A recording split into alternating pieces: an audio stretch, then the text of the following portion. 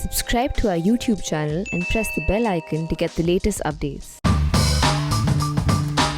Within about 10 days, this will be our second Cut the Clutter episode on Afghanistan. In episode 782, of which I will share a link with you, you can refer to that.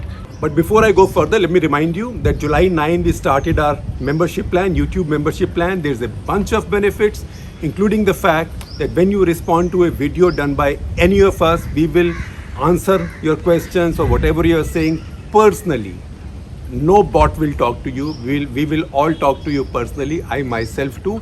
And there are many other benefits. It's only 159 rupees a month. It's not such a big deal. It keeps us going. So please do hit that join button under this video and become a member of our marvelous YouTube community, on which note I shall take you back to the battlefields of Afghanistan. We had talked about the prospects going ahead in Afghanistan. That was when you'd remember Joe Biden, American president, had said that he was cutting his losses and going away, and had made some particularly insensitive statements saying Afghanistan was never one country, it wasn't our job to, this was a speech, this wasn't our job, we had never thought we were going to build a new country there. And also that he was asked a question about Afghanistan, he said, let me think of more pleasant things, like the weekend. So that had prompted that first episode 782. But the prospects that we had assessed then that might visit Afghanistan, awful prospect, it now looks are coming there much earlier than we might have imagined. Because things have happened militarily, tactically on the ground. Some incidents have happened which give you the indication that Taliban are making rapid advances, which also give you the indication, once again, although not many had any doubts, at least I never had any doubts, that the Taliban that you see today are the same Taliban that the Americans saw in 2001. They are also the same Taliban that India saw in Kandahar in 1999 at the IC-814 hijack. The Taliban haven't changed. And why should they change? The Taliban follow the American principle, which is don't mend what ain't broken. जो टूटा ही नहीं है उसको ठीक क्या करना है? Isn't that what the Americans say? Don't mend what ain't broken. So the Taliban think that look, we followed this style, this method all this while Americans came, defeated us. With our lifestyle, we survived, we revived ourselves, we regrouped, and we defeated the Americans. Why the hell should we change? And I think they have a logic. So they are not changing in any case. And I will today talk about some specific incidents that underline to us what Afghanistan is headed for. Unfortunately, a country of nearly 4 crore people, about 3.85, 3.9 crores. And also a country really left to fend for itself now without any real central authority and without any control. So the incident that is the most striking of all is this mass shooting of 22 Afghan Special Forces Commandos who had come out to surrender without weapons, with their arms raised on the call of the Taliban asking them to surrender. And this video has been seen on CNN. CNN put it out and they also authenticated this video and this story. This has been seen globally, widely since this morning. I bet you've seen it also. If you haven't, I'm sharing with you a link of the CNN clip.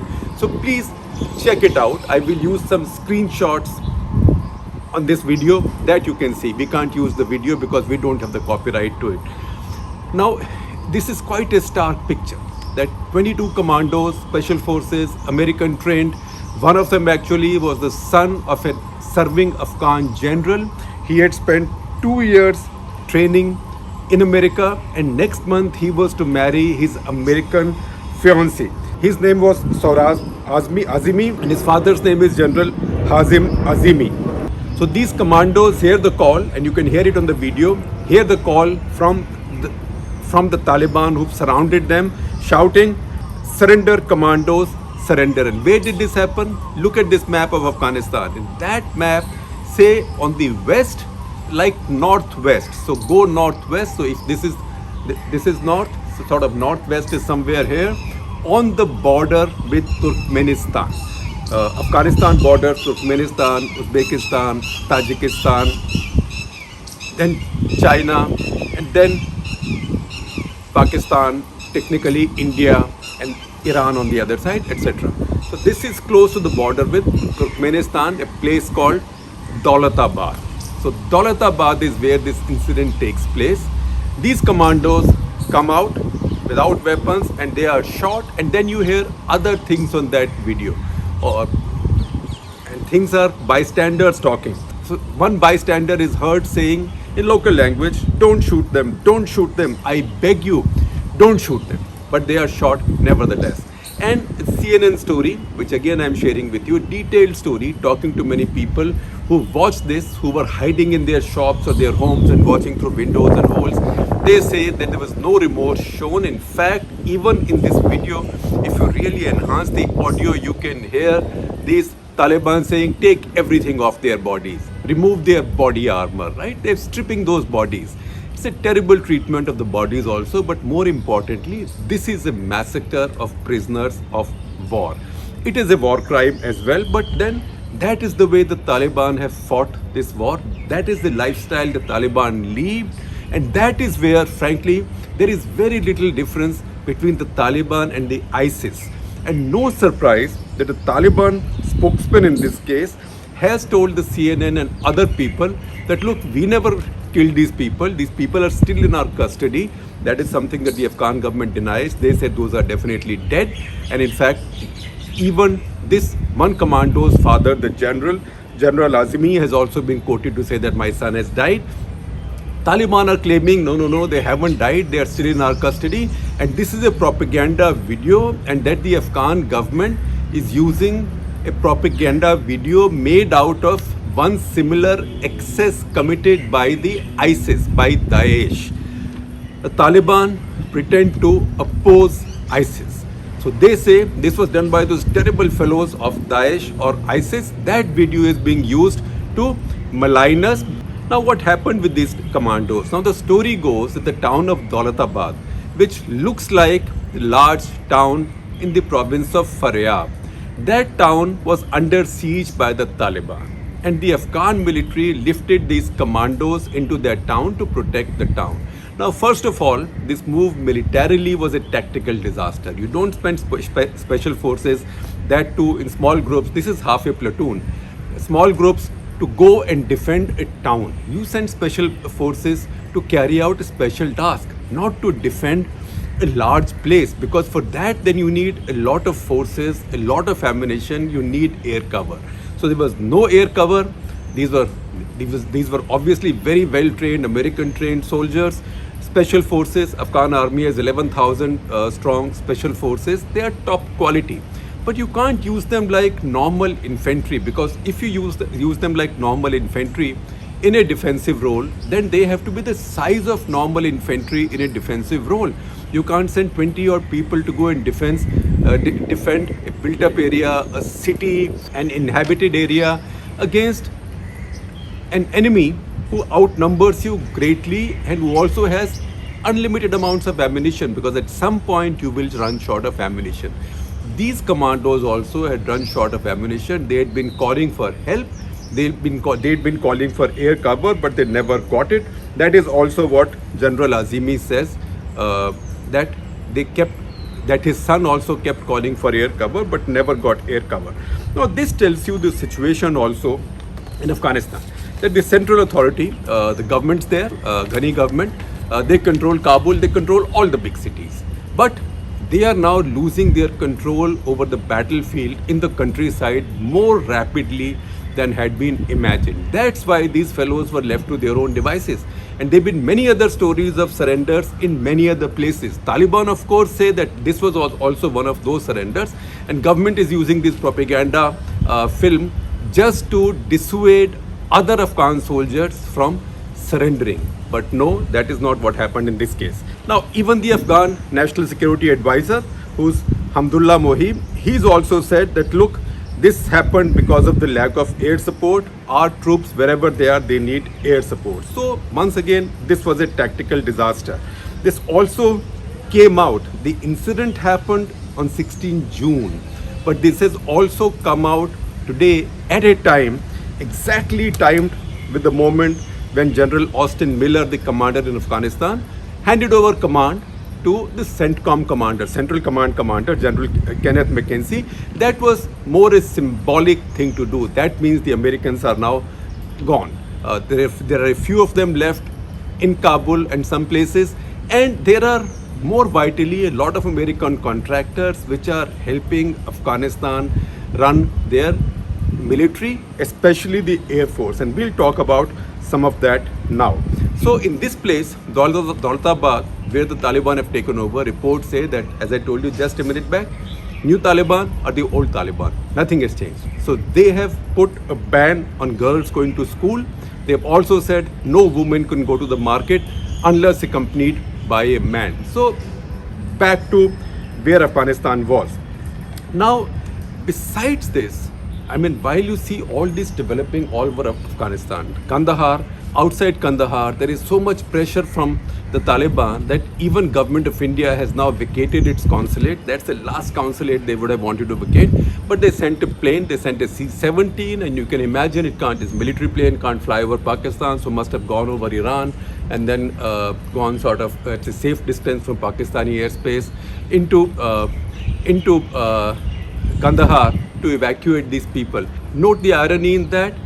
Not long ago, we had also flown to Kandahar to evacuate our hijacked plane and its passengers, IC-814.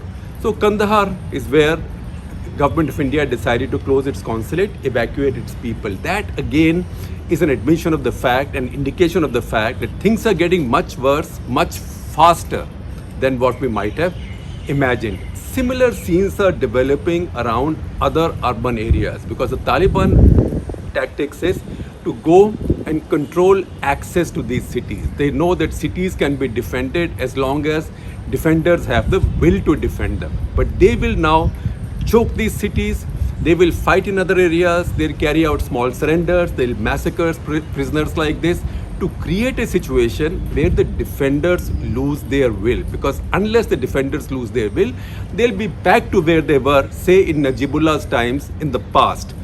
In those times, the government controlled all the cities, important centers. They could run convoys on the highways when they wanted them with escort and also by paying off people, warlords along the way. But the Taliban, in that case, the Mujahideen controlled the countryside. So when the Taliban today say they control 85% of the country, it may or may not be true, but even if it's true, it may not mean very much if they do not control any of the urban centers. So they are following the tactics now of choking the urban centers. So fighting is going on around Kunduz, for example.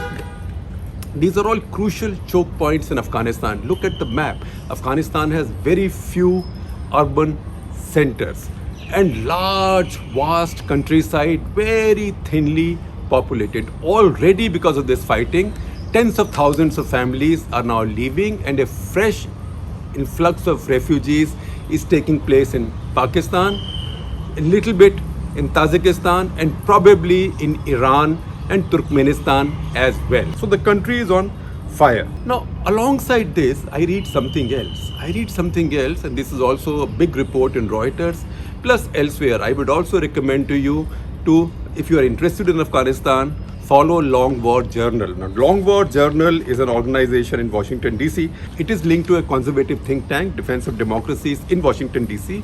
But they have very good reporting on the Afghan war situation. And they say that out of about 407 districts in Afghanistan, nearly 200 are now with the Taliban. About 76 are firmly with the government forces, and the rest are being contested between the two. Important thing is the 76 are mostly the urban centers. So the government is still holding on to urban centers. Taliban want government forces now to start abandoning. So what is the next thing they are doing, which I have noted in this research, which is that they know that the big force multiplier for the government, what creates a non-level field for the Taliban, is that only the government forces have air power, and they have sizable air power, not by sort of global standards, but they have 160 aircraft, not bad. Many of these are attack helicopters, so they can change the weight of a battle. They can evacuate their people, they can induct their people, they can also bomb, strafe, all kinds of things. And these pilots are all trained to the best level at American academies. They are good pilots. But you know what happens? As you always know, pilots are in short supply because there are too few of them. Now, if you look at helicopters that Afghan army would use, Afghan Air Force and army would use to evacuate soldiers or to induct soldiers, so the bulk of that force is Mi-17 helicopters, the same kind of Russian-made helicopters that India IAF also uses. They have 13 Mi-17 helicopters, but only 65 crews of pilots and co-pilots. So you know, with the loss of even one set of crews, their ability to keep these birds in the air goes down. Similarly, if you look at the entire Afghan Air Force, 160 aircraft, 339 pilots only. Now, if you are a Taliban commander and you haven't got an air force, and you know that you have a problem because even your soldiers, even if they are not worried about death, if they see planes coming at them, helicopters coming at them, and they can do nothing about it, they will lose their morale. In any case, they'll either lose their morale or they'll be killed, injured, whatever. So this is a big thing that they want out of the way. So to level the playing field for them, or level the killing field for them, what have they done? They have now followed the tactics of assassinating Afghan Air Force pilots when they are off base and off duty. So on the base they are protected, but when they go home, they go to meet their family, they go to shop, they take their children out someplace, that is when they are tracked and they are assassinated. So there's a Reuters story that I'm sharing with you, which tells us about at least seven such incidents, and there might be more. This story begins with the Major Dastangir Zamare, who had gone to meet a real estate agent because he wanted to sell his house. Real estate agent was his friend. His 14-year-old son was with him, and two Taliban assassins came and shot him. Nobody has been caught as yet. Similarly, there are other stories. There are other stories about helicopter pilots that have been killed. Masood Atal, for example, pilot who was based in Kandahar.